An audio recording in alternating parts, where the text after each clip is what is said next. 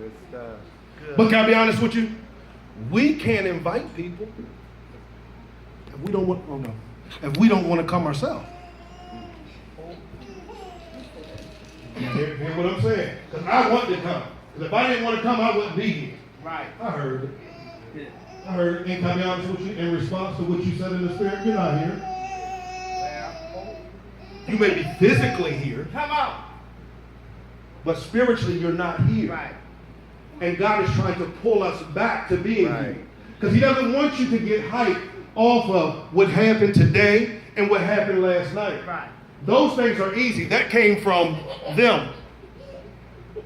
That's their relationship that set the atmosphere. That's their relationship that laid the hands on you. Yes.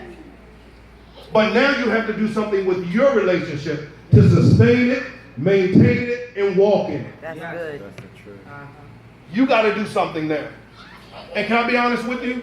If you do it right, your leader can be going through in the week, and all of a sudden they feel a surge of strength. You know why? Because you're not just verbalizing something, you're living it. You want to be a real support to your leader? Live the life. It strengthens them. Yes, it does. When they don't have to hear your name in a bunch of mess, Come on. and they know that they don't have to be there, and you're still going to do what God called you to do, that strengthens them. Yeah. That strengthens them. I'm pretty sure that they get tired of their phone ringing over stuff that some of us ought to be back past right now. The small things. It's not even the serious ministerial things that have to be handled right now. But say new rules. New year. Come on, man. New year. No more of that petty stuff. No more of the petty stuff. Your leaders, God isn't even going to allow them to listen to your nonsense. He's not going to allow them to. He's not. Because if they'll sit and listen to the nonsense that you can handle on your own, then God's going to say, you know what? That's what you want to do. That's what you want to do. But I'm trying to take you to nations. I'm trying to build a ministry. Not a church, a ministry. Right. He's trying to bring in the thousands, but he can't bring in the thousands. Because of the thousands will be confused by us.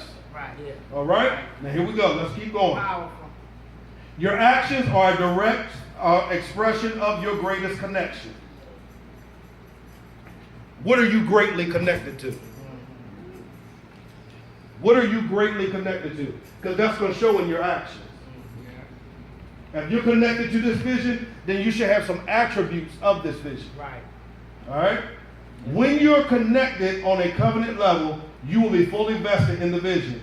The spiritual dirt on your hands will resemble the work of the ministry as opposed to your hands being dirty for touching stuff you ought not be touching. Oh. Let me say that one more time. All right? When you're connected on a covenant level, you will be fully vested in the vision. The spiritual dirt on your hands will resemble the work of the ministry as opposed to your hands touching things that ought not be touching. So my question, what are we putting our hands to? What are we touching? What are we touching? Real talk, what are we touching? Or who are we touching? Because we have two options. I can touch you in a way that makes you want to come to the ministry. And I'm not always just talking physical touch. Let's elevate our minds. Or we're going into another year. Now, I know it's not New Year's, and I know it's not, the Hebrew year, Rosh Hashanah.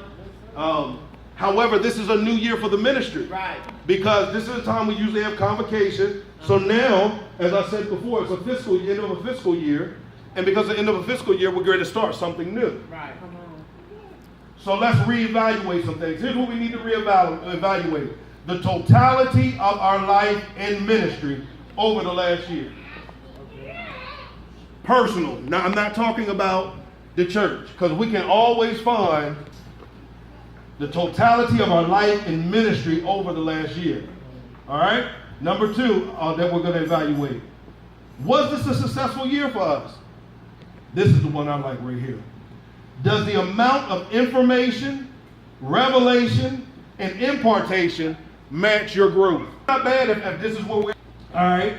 Listen. Those are the three things I want you to assess. Okay, our value or lack of value of time will determine the amount of success we have hourly, daily, weekly, monthly, and yearly. And why I want us to reevaluate is because I want us to look at the amount of wasted time that we've had. We have looked at, some of us have lost jobs and different things like that, and we looked at it as punishment from God. Some of us are, that we need to do is to relaunch. Relaunch. Now, when we think about relaunch, you probably think I'm saying ministry-wise relaunch. No, I'm talking to you individually. Luke 5 and 4. Peter and them been fishing all night. They couldn't find anything. Jesus stepped in their boat. Some of us need a boat, represents a vessel. He stepped inside of Peter's vessel. And because they couldn't catch anything, once he stepped in it, it commanded the fish to come to the top of the sea. Some of our problem is we haven't let Jesus step in our situation. We haven't let him in us as a vessel. He's rested on us, but we haven't let him in us. So what we've been doing is fishing and fishing and fishing and fishing and catching nothing. I've been looking for a house and looking for a house and I can't find one. I've been looking for a car, looking for a job, doing this, doing that, and I can't seem to find one. Have we let him step in us being the vessel so that the next time we go out there, now we can catch what we need to catch? That's from the natural sense. Now spiritually, when I'm talking about relaunching, it's time to launch some of y'all's ministries. Y'all done sat long enough. You done sat long enough. We talked about growth groups. Growth groups should be sprouting up. Here we are in another year. Has your